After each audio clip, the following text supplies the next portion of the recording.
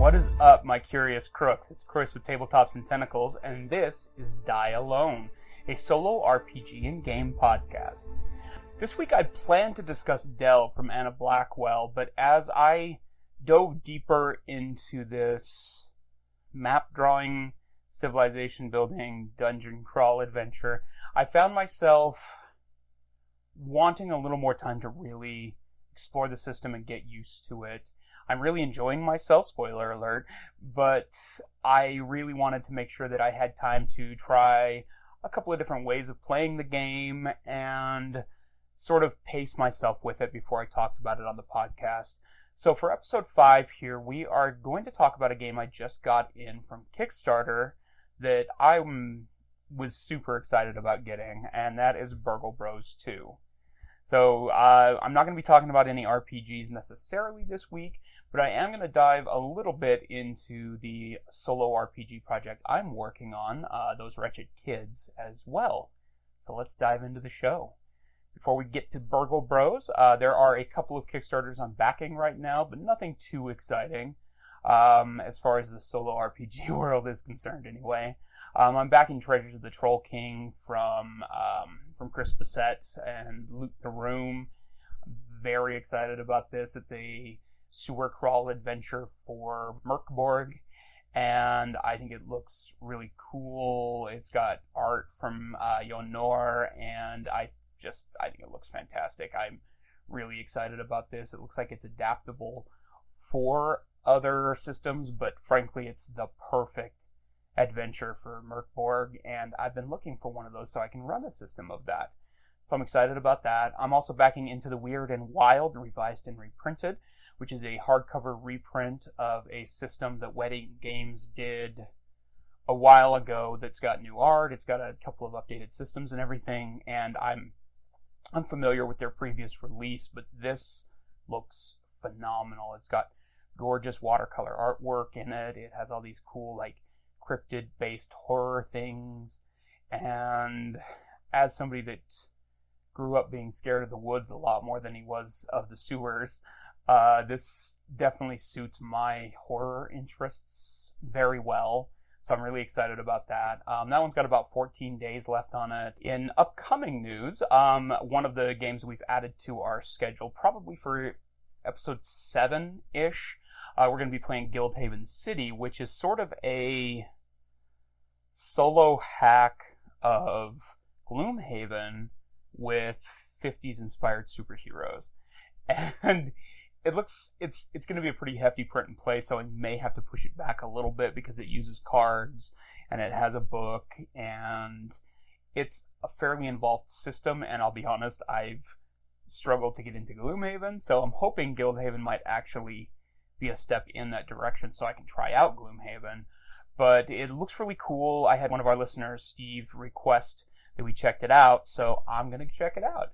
So that'll be coming up sometime in the next few episodes. I'm not sure exactly when right now. So in general, if you are playing Delve at all, I'm going to be adding a file to our Patreon page at patreon.com/deeplydapper that is sort of a 1-inch by 1-inch grid that I drew and I've been printing out and using for my Delve adventures.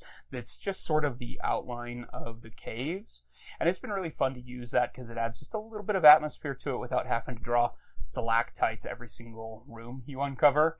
And if you're interested in that, I'll have it on there as a free download. You can hop over to patreon.com/deeplydapper and download it if you want to try out printing out a little grid on there. I've also used it on my iPad with my Apple Pencil, and that's been really fun too, to kind of do digital style with Delve. But I'll talk about that next week when I dive into that game. As always, if you want to follow along with the stuff I'm playing and what the other listeners are playing in the group, we have a pretty decent little Facebook group going on right now that you can join up and talk about solo games and solo RPGs and just sort of anything in general. It's mostly me posting pictures of me and my silly games as I'm playing, but we've got about 30 members now, so we are growing, and welcome to everybody that's joined this week. So this week on Die Alone, I played Burgle Bros 2, The Casino Capers. In this game, it's a co-op game that can also be played solo, and I have both played it with my brother on game night, and I've played 3 rounds of it solo now as well. I was a huge fan of the original Burgle Bros, and in it you play a group of cat burglars sneaking into an office building to hack some saves and steal some information and escape, or like steal paintings and different treasures that are locked away. And I really enjoyed it. I played it at SaltCon the first time we did the show and just loved the game. I finally picked up a copy of it, and it's really cool as you play because you really get that vibe of sneaking around in an office building. There's guards that walk a certain route, and you have to stay out of their range of view. You each have different skills that help you hack terminals or pick safes and that kind of thing. And they were all really thematic. I think it did a really excellent job of conveying the theme as you played. Ryan Goldsberry did all the art for it, and it's got a very gorgeous retro theme to it. It's got kind of a 60s cartoon kick to it. I'm fallen in love with Goldsberry's art, and I think Burgle Bros is one of those like perfect amalgamations of creator, content, theme, and artist, and it worked really well. So when the second one came out, I was really into picking it up. I backed it on Kickstarter. I picked up the regular thing. I also picked up the miniatures that were available as an add-on. Went all in on this guy. I was super excited about it, in part because the theme was changing on it, and instead of burgling office buildings for stashed treasures, you're raiding a casino, and it's just a straight-up heist. And I think that theme fits it even better than the last one. Goldsberry's art's even better for it. I'm more into it because the heist stuff is more exciting to me when it's got that element of showmanship and everything to it. And I'm confident in saying that if anything, I like Burgle Bros 2 more than Burgle Bros 1, especially as a solo play game. I feel like it has a lot more fun to it. I think it's a lot more thematic as well. So in Burgle Bros and Burgle Bros 2, you start with a casino that you don't know the floor plan of. So in some ways, you're not a very well-prepped thief. But it's kind of neat. There's all these different tiles. They're all face down on the board. And as you move around the casino, you can either choose to peek at the tile adjacent to you and see what room it is, or you can just move into it and turn it over and deal with it one way or the other. A lot of the tiles also have a poker chip on top that you flip over before you walk into the tile, and that poker chip has some sort of interaction in it. It might be a mole that has information you need to get into the owner's office to hack the safe, or it might be a drunk that distracts you and pulls you to a different floor, or a salesperson that won't stop talking to you until one of the other players comes through the space and distracts her. It's a really cool element of it, and that's one of the things that I love so much about Burgle Bros 2 compared to the first one, is the basic mechanics of revealing rooms, avoiding problems, and avoiding security guards is all basically there still. You're avoiding bouncers instead this time. But everything else has changed to match the casino theme. And I think that they did a beautifully elegant job of keeping the gameplay, keeping it familiar, but making it feel completely different as you play, because instead of being quiet and sneaking and subtle in this one, you're creating disturbances and commotions and distracting the bouncer to go to the other side of the casino because of problems that you've created, and you're evading a suspicion rating. And depending on what your rating is, sometimes as you walk past the front desk, you'll cause a commotion because you're too suspicious, or not suspicious enough at one point, which is kind of strange. But I really enjoy this game. As you turn over the tiles, you reveal the layout of this casino. It's on 2 different floors, and the only way to get from one floor to the other is to reveal escalator tiles or the monorail tiles. And like old school conference halls and stuff, sometimes the escalators are on 2 completely different ends of the hall to get up and back down. So you have to do a lot of exploring. I think the only time I didn't reveal all but 1 tile in the course of a game was when I lost horribly within a few rounds. And I'm blaming that on wall placement. You have these little sticks that you lay down between the cards, and they keep you from going certain ways. It creates a little bit of a rat's maze that you're crawling around in, but it also gives you blind corners to hide from the bouncers from, and that kind of thing, or to send them off into a winding path that will keep them out of your hair for a while. And all of the different tiles are really great. There's a pool tile that has different pool events. There's a lounge tile that has different lounge events. And then there's a lot of other very thematic tiles, like a buffet. And anytime a bouncer walks through the buffet, you add a little cube to that square, and once it hits a certain point, a commotion happens there.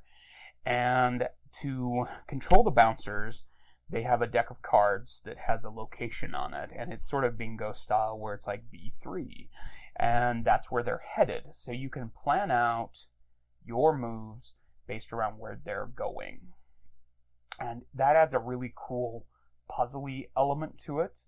But there's also just enough in here causing commotions that cause the bouncer to divert to a different location that you can't always be exactly sure where they're going to go by the time your character is actually moving. And it adds a really fun, unpredictable element to it, but it's also very thematic. The idea that the bouncer gets distracted by the drunk over in the corner and goes that way instead totally fits the theme of being a busy casino. And I absolutely love how well all of that plays together.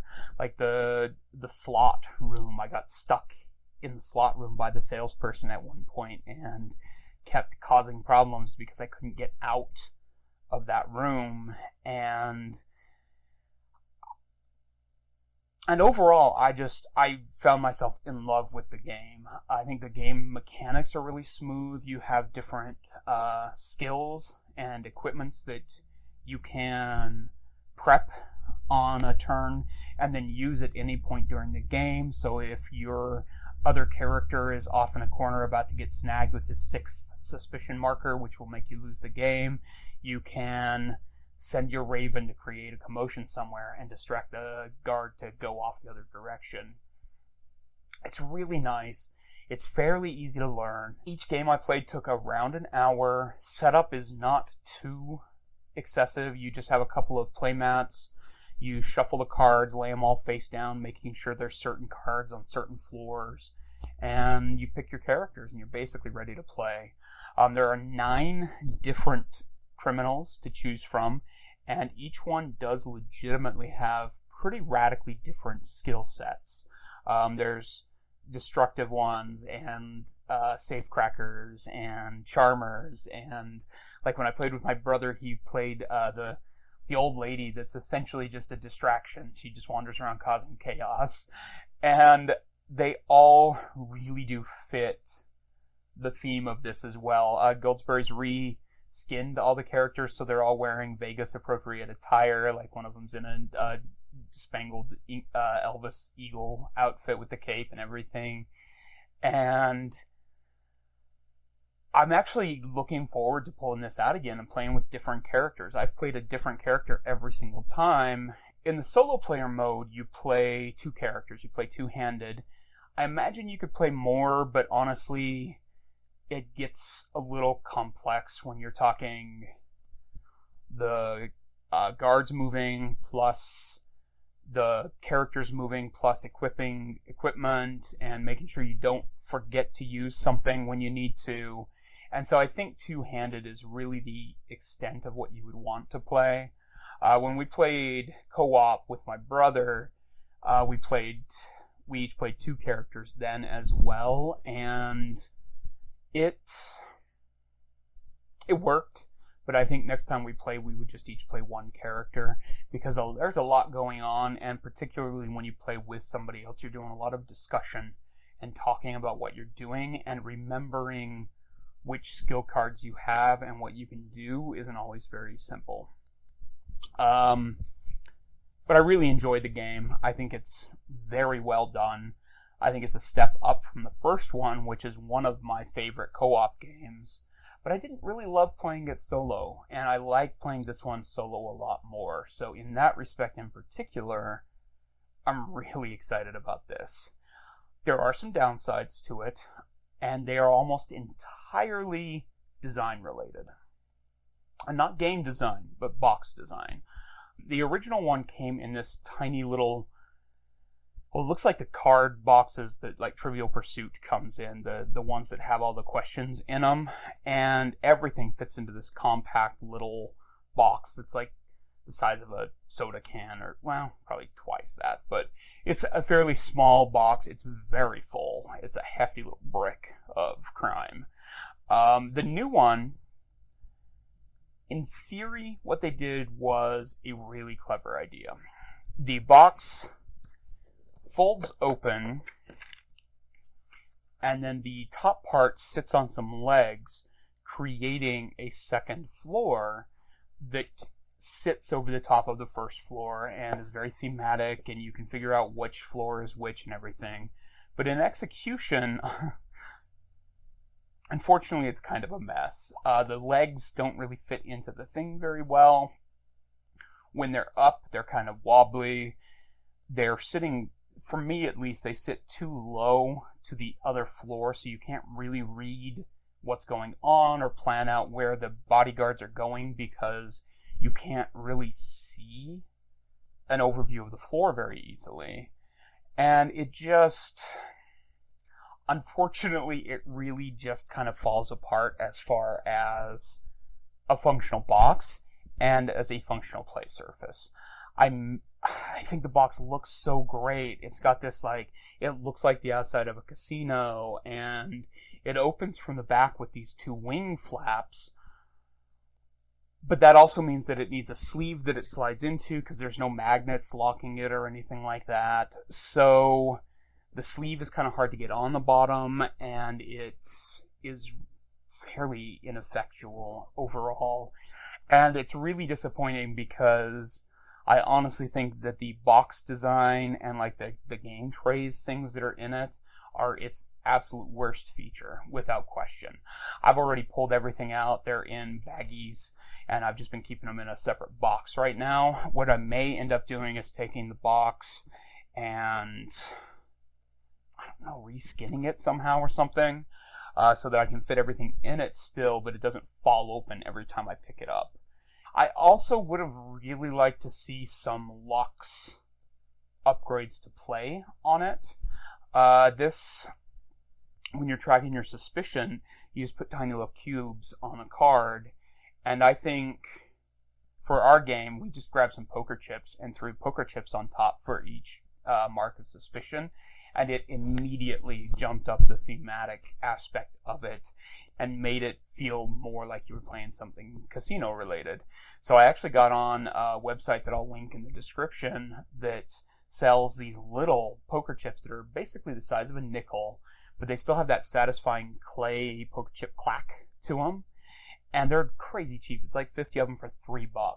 So I picked up a couple of colors of those, and when we've played with, and then when we've played Burgle Bros 2, I use these smaller poker chips for trackers and for the suspicion meter and all of that, and pimping, I know I'm a total nerd for pimping things, but pimping that really did make a difference in play as well. I also found a playlist on Spotify that's all old school Vegas lounge singers and music and everything. So there's definitely some ways to pimp this game out. However, as much as I love the miniatures that it came with, they don't really work for the game, in my opinion. They're big, they're They must be like, I don't know, maybe 40 millimeter scale. They're quite a bit bigger than the standard 28. And the regular game just comes with these cute little meeples that you put stickers on the outside of. And generally I'm not really super into that, but I love these little guys. The meeples look perfect on them because they have the little Goldsberry artwork on them. And we actually play with them laying down so you can see the character as you play. And these miniatures are, 3 times the size of the meeples. And they become a little over-encompassing on the board to the point that it becomes more confusing as you play. Your character can't stand on the same space as one of the poker chips because they're just a little too big to be able to read what's going on the card. And unfortunately, I'm probably not going to end up using them for anything. I'll probably paint them and keep them because they're really cool looking. But they're all sculpted to look like the Burgle Bros 1 characters. And so they don't even really fit Burgle Bros 2. But they're really neat. If you enjoy the game and you want it from an artistic standpoint, they're great. It also comes in a Fowers van, which is a flower van with the L scratched off because Tim Fowers designed the game. And it looks like it's like an undercover van that they would have sitting out front for planning the heist or whatever. And so it's really nicely designed, but they don't work with the game, in my opinion, which is unfortunate. I'm still happy I got them. I think they're really cool looking. But if they'd been scaled down to the standard 28 millimeter, A, I could have used them in other stuff, which is always a benefit for me, and B, they wouldn't have obscured the text on the cards and made it harder to figure out everything as you're playing. So that's a little unfortunate, but I definitely recommend Burgle Bros 2, especially if you're a solo player that likes the heist theme and is looking for something that's a little puzzly. It's got some nice humor in it. The first one was definitely just one-shot and done type adventures, whereas this one has a little more of a campaign mode to it, where as you go in the first game, there was just a safe on each floor, and you had to crack all 3 safes and get out. In this game, you have to find the owner's office on the main floor and send dice from the owner's office through the computer up to the safe. Then you roll the dice to unlock the safe based off of numbers on the rooms that spread out from the safe. And you have to unlock a number for each of those to unlock the safe. And each time you roll these dice, they go back down to the owner's office. So you have to balance your characters by keeping one of them down on the other floor to send dice back up to you. If you're like me and you're awful at rolling.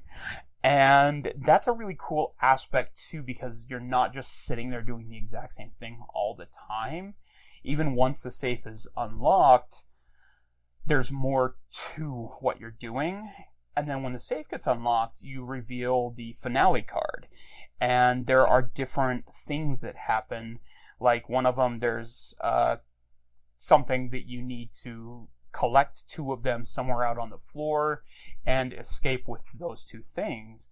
And it totally changes the vibe of this, because it's not just, oh, we open the safe, let's get out. It's, oh, we open the safe, now we have to do this, accomplish it, and get out safely. And it really does add this cool, like, cinematic finale vibe to the game that I really appreciated. So that's Burgle Bros 2. I believe Tim Fowers generally just sells his games via his website, but I will track down the best place to pick these up and post a link in the description and in our Facebook group and over at tabletopsandtentacles.com if you want to snag a copy. I really recommend Burgle Bros 2, not just because it's a fun solo game, but it's also a really nice co-op game. You get some really fun atmosphere and personality as you're playing it I think it's top notch. So next week I'll be discussing Delve from Anna Blackwell, which I talked about on the last episode. But in that game you play a dwarven group that are entering a mountain to create your hold. And as you dive into the mountain, you can make rooms. You're also uncovering rooms and creatures and natural formations and things as you play. And I hadn't played it last time I recorded this episode, and I had no idea what I was getting myself into. It's a lot more involved than I expected from a little 32-page zine. You do a lot of, there's fighting, there's troop management, there's a ton of different rooms to choose from when you want to build things. You're managing your resources as well as trade goods, and you can trade those back and forth to recruit different characters, to protect different rooms in the hold. And as you do it, you're also drawing a map of your hold as you go. And there's different cool events, like you can uncover an underground river that then floods half your rooms and runs down ladders and floods an entire floor kind of thing. And the rivers are a nightmare, but I love them. There's such a cool other aspect to it. And I've played with a bunch of different ways of playing the game, but I'll discuss all that on the next episode of Die Alone. The episode after that, I will be playing 4 Against Darkness, which I've barely opened the book to it, which is a little daunting because it is a full-on solo RPG where you're playing 4 characters, and it looks really cool. I'm kind of worried that it's going to be a little overwhelming for me. We'll see. I may decide to do a different solo game for the following week and spend a little extra time with this. We'll see how it all plays out. I've heard that it's very fun to play, but that the rulebook requires a little bit of finessing to really get used to using it while you're playing. So we'll see. I think it's got an extra, like some randomizers for dungeons in it. I also have an adventure, so it depends on how into it I get, whether I dive into the adventure as well. As always, you can find links to 4 Against Darkness, Delve, Burgle Bros, my Patreon page, and everything else we're working on at tabletopsandtentacles.com or in the description for this particular podcast. I also promised I'd talk a little bit about Those Wretched Kids, which is a solo RPG I'm working on for Kickstarter next month. It's based off of the Wretched and Alone system, and it totally popped into my head while I was playing the Wretched for whatever episode that was, 2? I don't remember now. I am really excited about this. I can't promise that I won't do this every single week when I'm playing these, because it's just how my brain works. One of the things I love about solo games is I play them for creativity spurring and getting me to think in a different way about the things I'm making for Tabletops and Tentacles and for Deeply Dapper. And as I played the Wretched, it's a really unique system. It's incredibly flexible for creating other things. And so I started designing Those Wretched Kids, and it is going to be a solo RPG where you're playing the villain in a Scooby-Doo style universe. And the Wretched has those 4 different prompts depending on what suit you get on the deck of cards.